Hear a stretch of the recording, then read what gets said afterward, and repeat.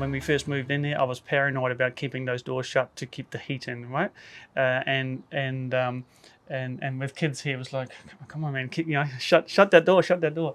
The exterior doors. The exterior doors But primarily. then the interior doors, they constantly shut. Yeah, which you need to have open to make sure you got that airflow, right, from the living dining, from the living bedroom areas going to the bathrooms, because that's how the ventilation system works.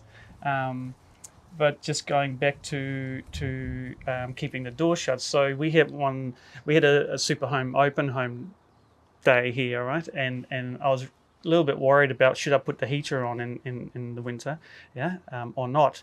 And then if people are going to be coming in and out, in and out, and the door was going to be open and closing all the time, then they're going to go, oh, well, why is this house so cold? This is a Superhome. Why, this is a certified passive house. Why is this so cold?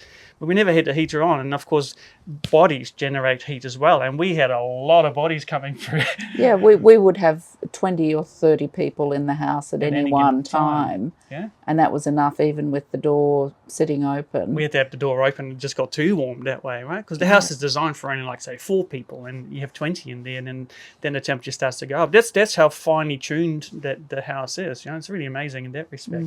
And so after that, I realized, like, okay, you can be a lot more flexible. And even now, the moment you shut the door, the temperature goes back to normal very, very quickly. Yeah, that's the difference. It's not like, oh, now you've lost all your heat. I think the biggest learning for me, a lot of people think you have to keep the doors shut, but you don't.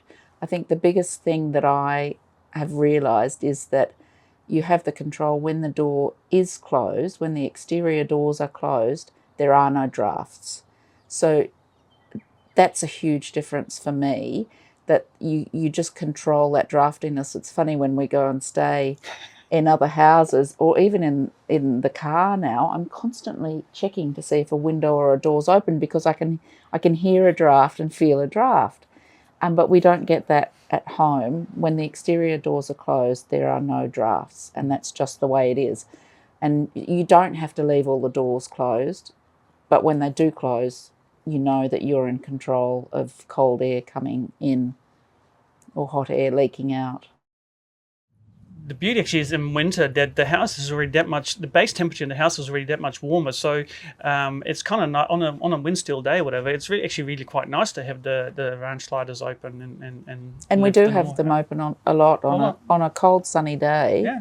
We'll have the doors open without any fear of the house cooling down or it being too cold. It's actually just nice.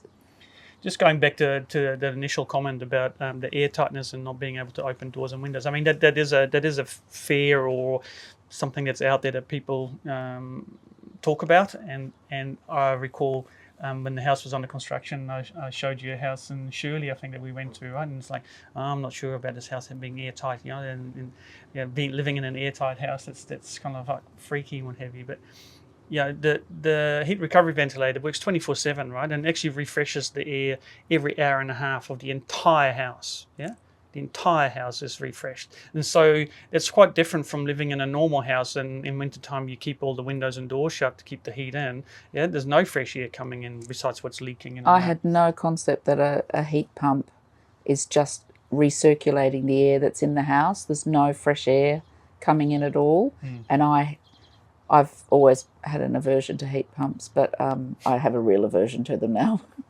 The other thing to keep in mind too is with the heat pump is that the heat pump provides generally quite a strong airflow, especially when you're trying to get the house up to temperature, and that's quite concentrated in an area, while the ventilation system is just happening in the background everywhere, so you actually don't feel drafts or currents at all. It's more like central heating. Well, it is it's just something that's it's just happening in the background, really. So that I think that makes a difference too. And then people kind of go, well, what about the noise of that? Well, during the day you can't hear it going, right? When you put the boost function on, when you're trying to get the steam out of the bathrooms or in the kitchen or whatever, then sure, you might hear it. You'll hear it much more at night time because you've got no other noises around you, really. But it's something, I don't know, you get used to very quickly. Yeah, it's never been an issue. There's a slight hum in the background, but we don't. I don't register it at all now. This house was designed in 2019, so these kind of features were still like triple glazed windows, super insulation, although the type of insulation is pretty standard, but you just have a lot more of it. But air tightness construction and the level of detail and labour that goes into doing that, because of the knowledge that just isn't quite there yet. So it was quite special and unique, and having a heat recovery ventilator. They pretty much were all imported because there was nothing that didn't meet passive house standards. Okay, so our journey started with a Superhome, which was based on Homestar. Yeah, because when Superhome first started, I was living in I was renting an apartment. It's actually a townhouse, just down the hill, and every winter's like, man, this is just so cold. Like, I'm too old to be living like this. I've worked all my life. I deserve better.